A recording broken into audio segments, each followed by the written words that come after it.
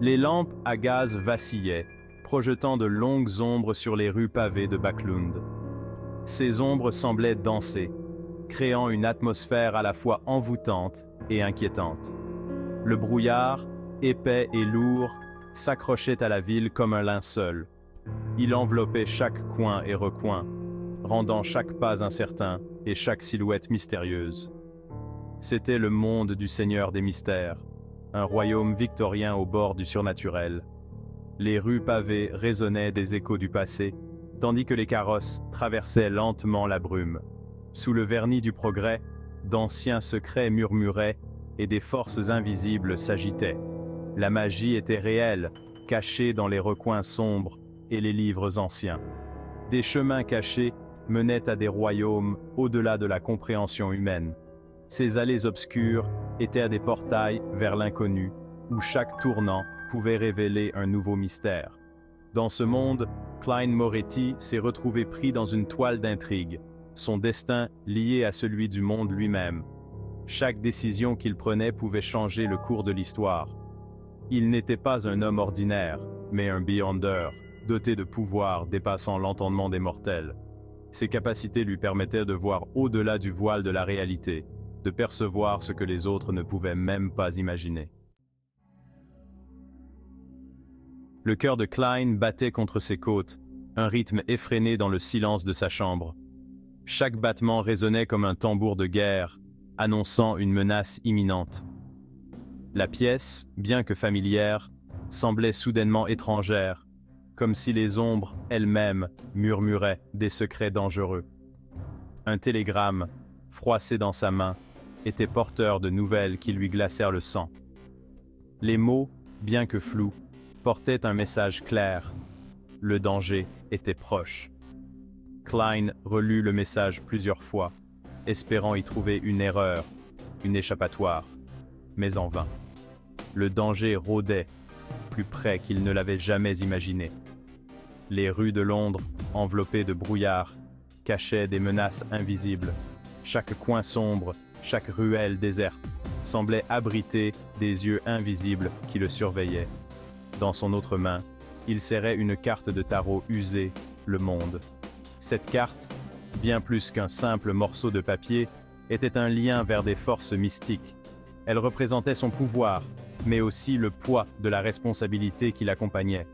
Ce n'était pas qu'une simple carte, c'était un symbole de son pouvoir, un conduit vers le royaume mystique qu'il habitait désormais. Les symboles gravés dessus semblaient briller d'une lueur propre, comme s'ils contenaient des secrets anciens et puissants. Mais même avec ses capacités extraordinaires, Cline savait qu'il marchait sur une corde raide, à un pas de sombrer dans un abîme. Chaque décision, chaque mouvement devait être calculé avec soin. L'équilibre était précaire, et une seule erreur pourrait le précipiter dans les ténèbres. Cline, ces nouvelles, c'est pire que ce que nous pensions. Nous devons agir rapidement. Chaque seconde compte, et l'ennemi se rapproche. Nous ne pouvons plus nous permettre d'attendre. Une réunion clandestine fut organisée à la hâte. Les ombres de la nuit enveloppaient les participants, ajoutant une couche de mystère et de danger à leur rencontre. Leonard Mitchell, un collègue Beyonder et parfois allié, arriva, le visage marqué d'inquiétude. Ses yeux scrutaient chaque recoin sombre, cherchant des signes de trahison ou de danger imminent. L'air crépitait de tension tandis qu'ils parlaient, leurs mots feutrés mais lourds de sens. Chaque phrase était pesée, chaque regard échangé portait un message caché. Vous connaissez tous les deux les enjeux. La moindre erreur pourrait nous coûter cher. Nous devons être prudents et stratégiques. Nous ne pouvons nous permettre aucune erreur.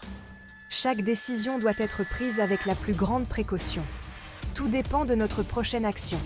Si nous échouons, les conséquences seront désastreuses pour nous tous. Mégose, une femme mystérieuse liée à l'occulte, les rejoignit. Sa présence imposante et son aura énigmatique ajoutaient une tension palpable à l'atmosphère déjà chargée. Sa présence ajoutait une autre couche de complexité à la situation déjà explosive. Chacun savait que ses connaissances ésotériques pourraient être la clé de leur succès ou de leur échec.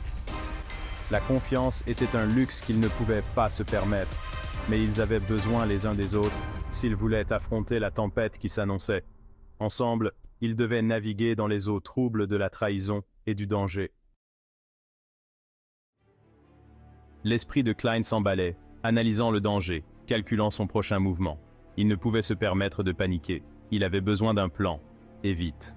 Son regard se posa sur Léonard, une lueur d'idées s'allumant dans ses yeux. « Léonard !» commença Klein d'une voix basse et posée. « J'ai besoin de ton aide. Nous devons contacter l'Église. » C'était une initiative risquée, s'impliquer avec la puissante et souvent impénétrable Église de la déesse de la nuit éternelle.